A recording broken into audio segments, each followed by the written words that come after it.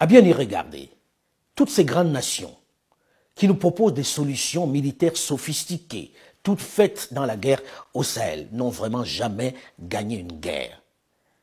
Elles ont tenté, mais n'y sont jamais arrivées. Et elles ne mènent ces guerres que très loin de chez eux. Elles ont à chaque fois laissé le chaos et la désolation derrière elles, comme au Vietnam, qui va se terminer en 1975 par le départ des troupes américaines. En Indochine, où l'armée française va prendre une déculottée. En Irak, en 2003, où malgré le faux prétexte pour attaquer le pays, Washington va repartir sans rétablir la paix et encore moins la démocratie promise. En Somalie, en 1993, où les GIs vont être humiliés, vont connaître l'un de leurs plus gros traumatismes avec des corps de soldats américains traînés dans les rues de Mogadiscio. En Libye, où les forces de l'OTAN, toujours pour des raisons obscures, vont repartir en laissant le chaos après avoir froidement assassiné Muammar Kadhafi. Ceci doit nous inciter à un peu plus de réflexion dans la guerre qui se mène dans le Sahel. Peut-on gagner cette bataille avec des stratèges qui, en réalité, n'ont presque jamais gagné de guerre? Cela fait une dizaine d'années déjà, et le Burkina Faso ne contrôle plus que 2/5 de son territoire. Le Mali aussi. Le Niger est autant menacé dans son intégrité. Désormais, le Togo et le Bénin sont également attaqués dans leur partie nord. Les spécialistes militaires les plus avisés, de plus en plus pessimistes, annoncent discrètement que dans 12 ans, l'ensemble de ces territoires sera conquis par les terroristes. Quelle perspective! Chaque jour qui passe apporte son lot de malheurs, de drames, de tueries. Pendant ce temps, on discute de Wagner, on discute de drones turcs, on discute de l'aide internationale qui n'arrive jamais au bon endroit. Ne sommes-nous pas assez matures pour comprendre que la solution actuelle n'est pas la bonne? Ces derniers mois, j'ai eu l'opportunité de rencontrer quelques officiers africains, des militaires et quelques chefs d'État de la sous-région qui reconnaissent la gravité de la situation. Des dirigeants qui expriment très discrètement leur inquiétude, qui s'interrogent sur la stratégie de leurs partenaires occidentaux sans pouvoir les faire infléchir, qui déplorent le fait de ne pas être écoutés. Le défunt maréchal Idriss Déby Itno du Tchad le disait déjà il y a quelque temps. Vous êtes avec ces dirigeants dont vous parlez, ces grandes puissances. Vous leur dites ce que vous dites là? Est-ce qu'ils ne vous écoutent pas? Mais on leur dit ça.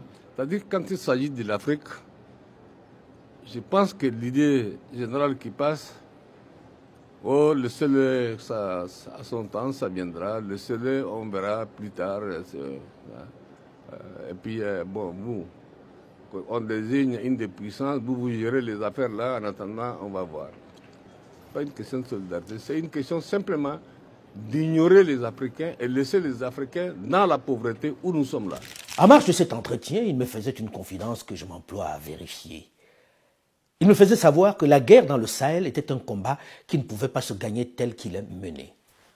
Avec une métaphore qui m'a marqué. Il disait que dans le Sahel, c'était comme dans un match de football où l'adversaire a dans le même temps le droit de jouer avec les pieds, comme l'exige la règle, mais aussi avec les mains, et aussi de donner des coups de poing, où l'adversaire seul a tous les droits. Il explique que dans cette guerre où les règles de droit international ne s'appliquent qu'à eux, les militaires ne veulent plus se battre avec fougue.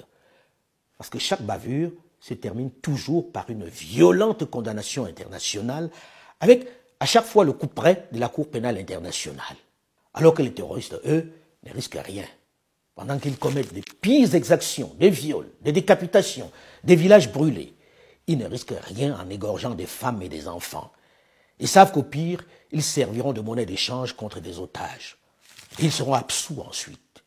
Or, si on utilise un lance-flamme contre eux, on a la planète sur le dos. Peut-on faire une guerre sans victimes civiles, sans blessés, me demandait-il. Ce ne sont pas les Américains ou les Européens qui diront le contraire lorsque l'on dresse l'inventaire de leurs bavures. Pourtant, eux ne comparaissent pas devant les juridictions qu'ils ont créées. Les militaires africains sont les seuls bons pour ces prisons. Comment leur demander dans ces circonstances de se battre dans un environnement où on n'identifie pas l'ennemi par son uniforme? La situation est d'autant plus complexe que ceux qui se battent se cachent à la maison le soir, au milieu des civils.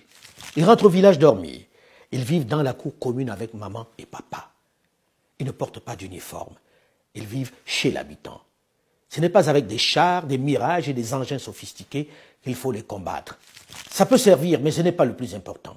Même s'il faut reconnaître l'efficacité des renseignements dans ces circonstances, ce n'est pas avec des armes modernes que l'on doit combattre ces tueurs sournois en moto.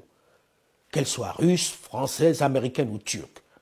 Et c'est en cela que je me passionne vraiment à écouter à la fois les dirigeants de la sous-région du Sahel, plutôt avares en confidence, mais également les spécialistes militaires pour écouter leur stratégie à eux. Parce que c'est eux qui doivent mettre fin à cette guerre et personne d'autre.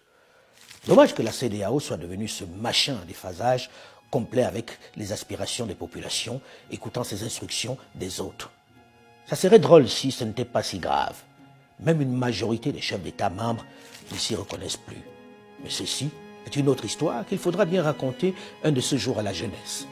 Une chose est sûre, la solution à la crise dans le Sahel viendra des Africains ou ne viendra jamais. Alors, ça sera comme l'Afghanistan.